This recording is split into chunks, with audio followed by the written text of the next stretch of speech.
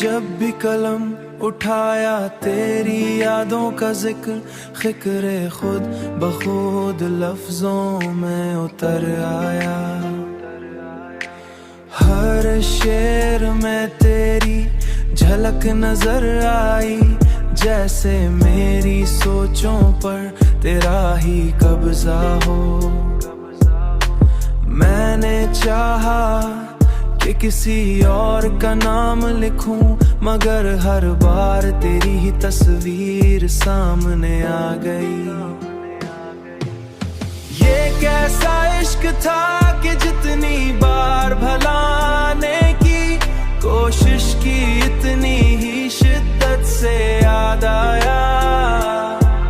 मैंने दिल के जख्मों को छुपाने की बहुत कोशिश की, मगर हर जख्म तेरी कहानी सुनाता रहा।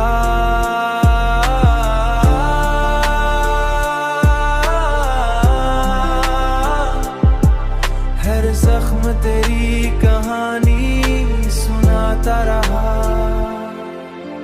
कभी जो ख्वाब हमने साथ देखे थे, वो आज भी मेरे दिल में जिंदा हैं।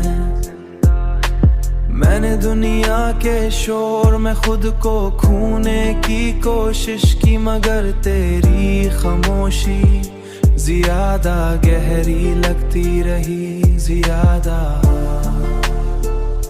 ज्यादा ज्यादा गहरी लगती रही। ये कैसा एहसास था कि हर खुशी में भी एक उदासी शामिल रही।